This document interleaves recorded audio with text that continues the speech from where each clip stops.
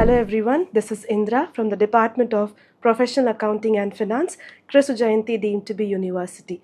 Today we are going to discuss about a topic under corporate law, and the topic is requisites of a valid meeting. Meeting refers to a formal or an informal deliberative assembly where two or more people gathering to talk about an important decision.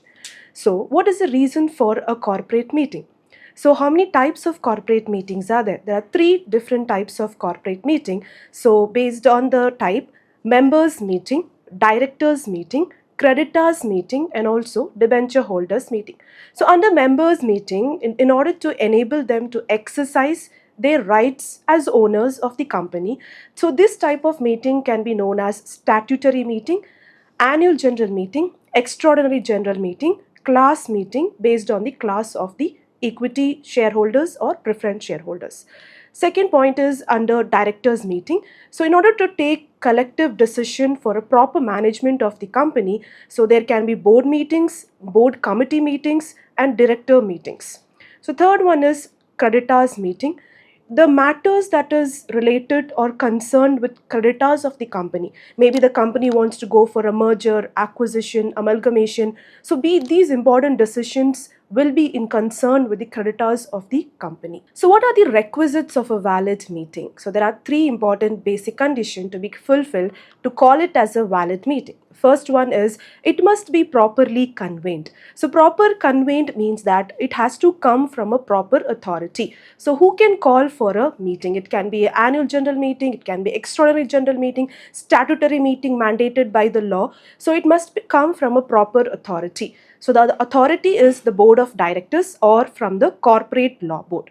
So that must conveyed by the board of directors and corporate law board, and proper notice shall be sent to the important people of the company. It can be the shareholders, directors, auditors, whoever's opinion matters concerning the organization, proper notice shall be sent to them. So the notice has to be sent 21 days prior along with the copies of financial statements. Even if it is interim financial reports can also be attached before you send for calling of the meeting. So second point is it must be legally constituted. So legally constituted means that there should be a chairman and there should be a quorum. So chairman basically is the head of the meeting. So he comes with the agenda to discuss for the matters that has been put forth. Example, the company wants to change the director. So what is the reason the company wants to change the director? Maybe duty of negligence, duty of no care. So what is the reason to change the director? So if this is a case, this is a matter, then the chairman will come with the agenda and he has to put forth who should start the meeting, the priority of the speaker. If in case that he knows that the discussion is deviating the agenda, then the chairman has all the rights to stop the meeting. The second point is quorum. So quorum is the minimum number of people that they have to attend either AGM or extraordinary general meeting. So basically they say that 1/3 of the total members should be present for any of the annual general meeting. In case the quorum is not minimum, then it is considered as an invalid meeting.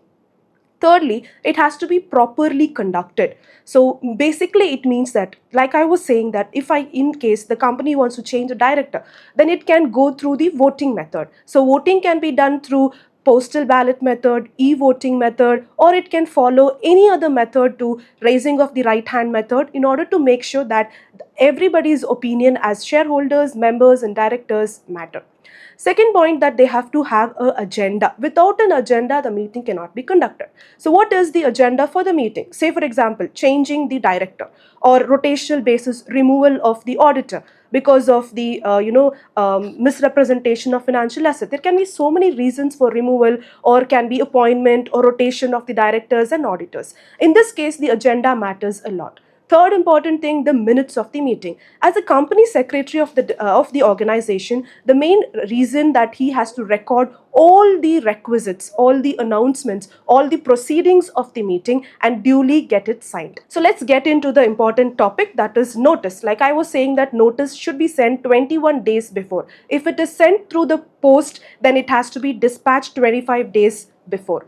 In case AGM is being concerned, If there is a short notice, in that case, then it has to immediately send the notice to all the members and auditors of the organization. So notice to be served to each and every member. They cannot omit, they cannot omit a person and say that it was an accidental omission. They have to give the notice to all the members of the company. And to make sure that the auditors are invited, the public trustees are also invited, and also to be given whoever's right to receive the notice is waived. Agenda. So agenda is basically what are the things to be done. So it is usually prepared by the secretary in consultation with the chairman, and it is circulated prior to the meeting among the prospective attendees. Proper quorum, like I was saying, that minimum of 5 members should be personally present, that is 1/3 of the people. If in case the company has less than 5,000 person, then 30 members should be attending. If there is less than 1,000 person, then 15 to 5 members can attend the meeting. Proxies, very, very important concept under section 176 of Companies Act 2013. If in case that any shareholder, any member as not able to attend the meeting in physical, he can appoint a proxy on behalf of him to attend that particular meeting. So any member entitled to attend and vote at the meeting can be appointed by another person to attend and vote on behalf of him. So this person is called as a proxy. What is his right? He has all the right to vote, but he doesn't have any right to vote using the right hand method.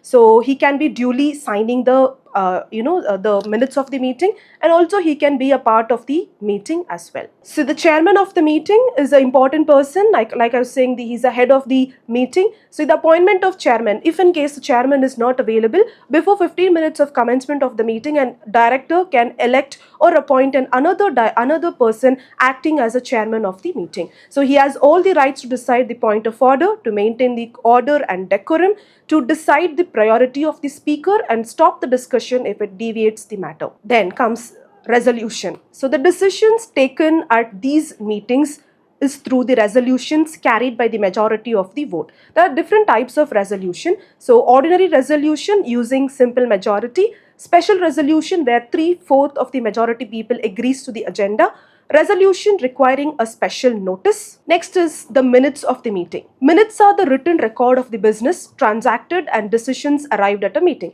Every company has to maintain these minutes in the books kept for the purpose. So minutes of the meeting is recorded and it is duly signed by the chairman. It becomes an official record and the proof. Some companies are also penalized if the minutes of the books are not being properly recorded and maintained. So kinds of minutes: minutes of resolution and minutes by narration. Okay, let's understand what did we do today. So today we understood that the meeting has 3 basic conditions. Condition number 1, it has to be properly conveyed. Condition number 2, it has to be legally constituted. Condition number 3, it must be properly conducted. So these are the basic requisites for a valid meeting. So thank you.